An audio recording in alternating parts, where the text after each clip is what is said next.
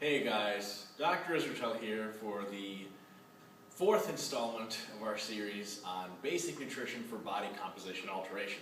Today, we're going to talk a little bit about nutrient timing.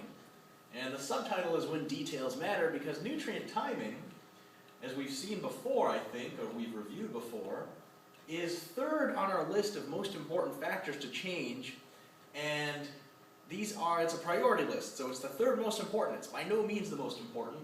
And as you can see here, we got nutrient timing over there, responsible for that green bar. Now that looks to me like less than 20% of the total variance of diet success, and that's in fact the case. If you've got your calories sorted out, and you're eating the right number of macronutrients per day, nutrient timing is by definition a detail. But if you want to be a really good athlete, if you want to maximize your body composition results, details matter. So let's take a look at which details matter and how in regards to timing. So we're going to look at two independent factors of nutrient timing today.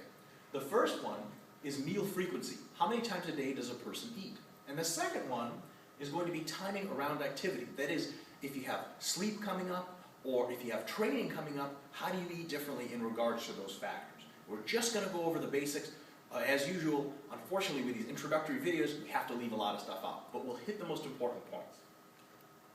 Meal frequency. Let's take a look at some facts. So, muscle growth and muscle breakdown are continuous processes.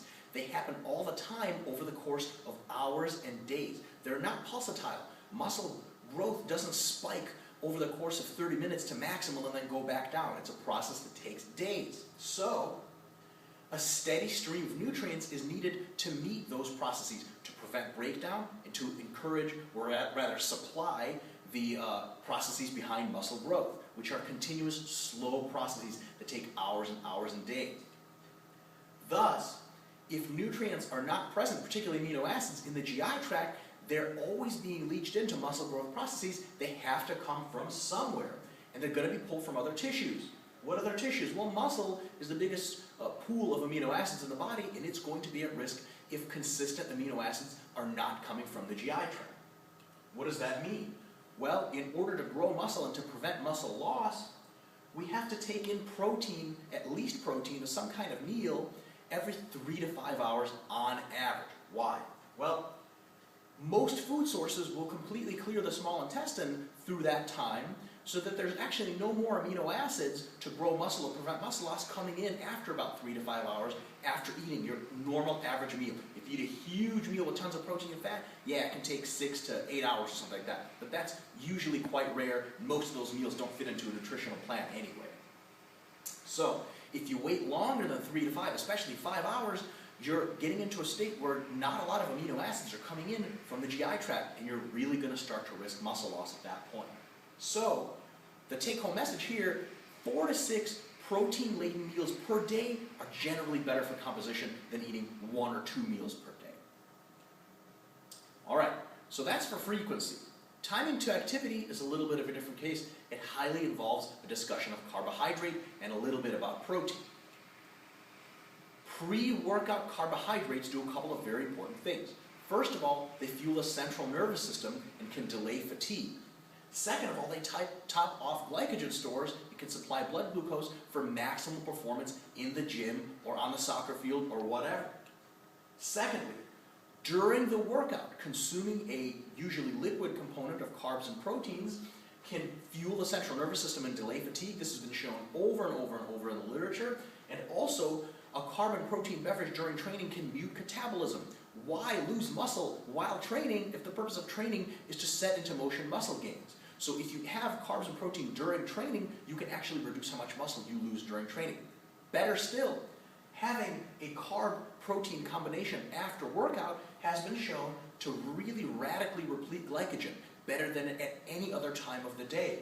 Also, it mutes further catabolism, so it stops muscle loss in its tracks. Muscle loss is probably the heaviest during and after the workout that it will be for the rest of the day. And also, really importantly, consuming carbs and protein after training highly amplifies how much muscle you grow. Not just then and there, but for the next couple of days. It literally gets the muscle machinery gears turning so that you grow more muscle over days and weeks and months if you eat carbs and protein after training than if you wait a couple of hours and then just eat whatever regular food you want. So, 1 to 3 hours before you train, it's probably a good idea to eat a meal moderate in carbohydrate, of course with the usual amount of protein and fat too. During the activity, you want to drink, because eating food during activity is rather hard for most intense activities, a 4-to-1 ratio of carbs to protein, and it's a shake with preferably no fat. Why? Because fat really heavily delays digestion and absorption. And by doing so, if you drink a shake high in fat during a workout, you won't see any of that shake in the actual bloodstream for hours to come. So it'll be kind of pointless, and it'll bog you down during training as well. After training, a good start is a 3-to-1 ratio of carbs to protein with a very limited amount of fat to get those carbohydrates and proteins into the bloodstream really quickly and to get those anabolic gears turning to replenish that glycogen and do all of those really good things. Generally speaking, the sensitivity to carbohydrates, and especially to getting them to cause muscle growth, tends to taper off after about 6 hours after usual training volume.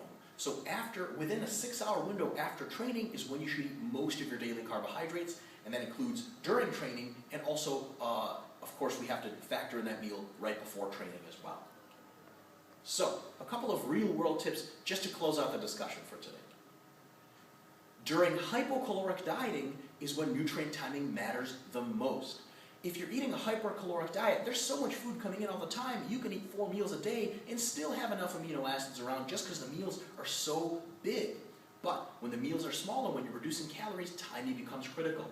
That's why I gotta pick on intermittent fasting. Not such a great idea.